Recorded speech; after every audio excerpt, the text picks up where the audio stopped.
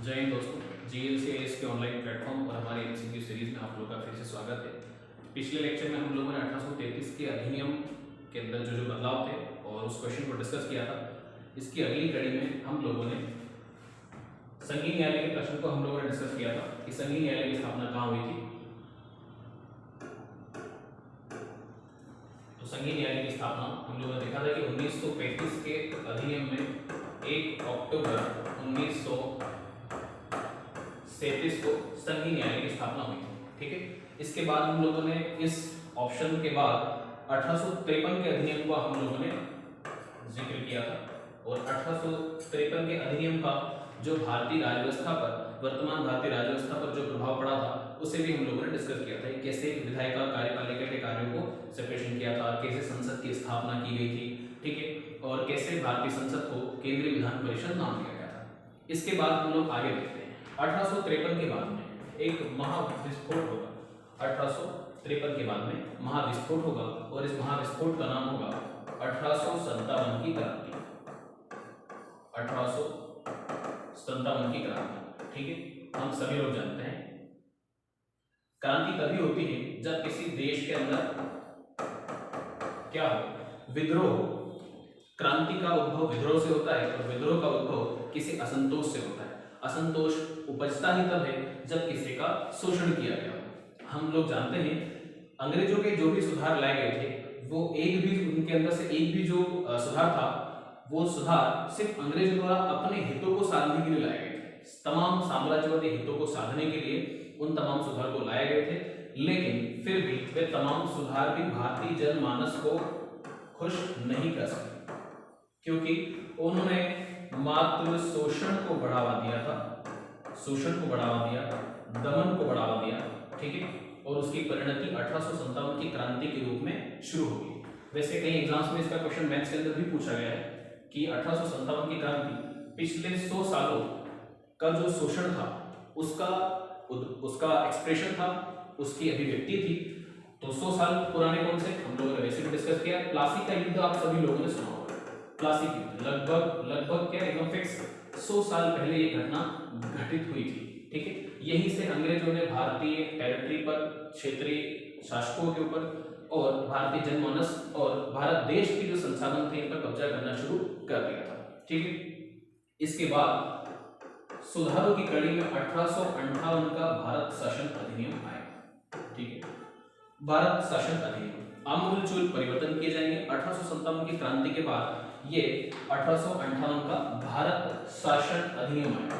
भारत शासन अधिनियम आएगा, ठीक है। शोषण को बढ़ावा मिला है कंपनी के कारण, तो इस अधिनियम में सबसे पहले कंपनी के शासन को खत्म कर दिया जाएगा। जैसे हम लोगों ने देखा था कि 1813 और 1813 के बाद में 1833 का जो अधिनियम आया था उसमें उसे व्यापारिक संस्था को पूरी तरीके से खत्म कर दिया गया था और वो एक राजनीतिक संस्था मात्र बनकर रह गई थी। इसकी अगली कड़ी में हम लोग अब देखेंगे कि उसका पूरी तरीके से भारत में शासन खत्म कर दिया जाएगा। सिर्फ ये कंपनी के अब कर्मचारियों की तरह बचे रह जाएंगे, जो कंपनी कर्मचारी बन जाएंगे किसकी, ब्रिटेन की संसद की, ठीक है। तो कंपनी का शासन पूरी तरीके से समाप्त होगा। कंपनी का शासन समाप्त हुआ, इसका मतलब कि महारानी का शासन प्रारंभ, महारानी का शासन प्रारंभ। तो 1757 से लेकर आपके 1857 तक हम लोग कहेंगे किसका, कंपनी का शासन। फिर 1858 से लेकर भारत देश की आजादी तक महारानी का शासन कहलाएगा। कंपनी अपना शासन द्वैत शासन प्रणाली के माध्यम से करती थी, जो कि हम लोगों ने पिट इंडिया एक्ट के अंदर डिस्कस किया था कि कैसे द्वैत शासन प्रणाली को शुरू किया गया, ड्यूअल गवर्नमेंट सिस्टम कैसे शुरू हुआ था। उसके अंदर हम लोगों ने देखा था कि बीओडी और क्या होते थे, हम लोग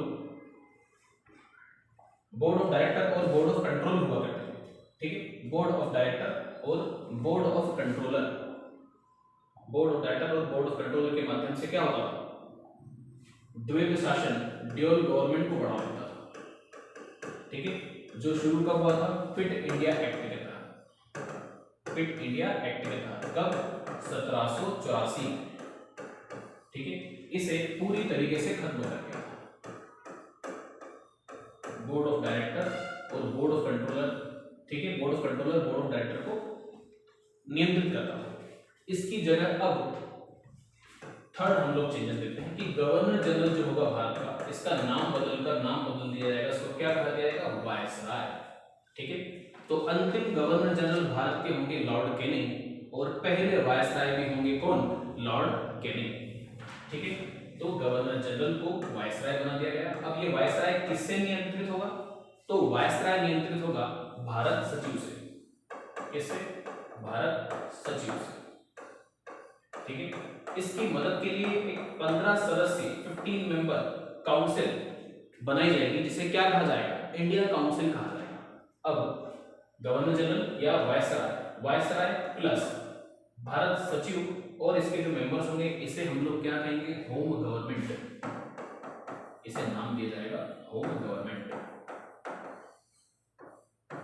ठीक है, ये तमाम बदलाव 1858 की क्रांति के तहत आप सब लोगों को देखने को मिलेंगे। ठीक है, तो एमसीक्यू सीरीज में इसी तरीके से आपको तमाम चीजें कवर करवाई दी जाएंगी, जिसके अंदर आप लोगों को आपके 3 मार्कर्स और 5 मार्कर्स भी कवर होंगे, और आपका एमसीक्यू सीरीज के माध्यम से आपके जो प्री का आपका रिवीजन भी साथ साथ होता रहेगा। Thank you.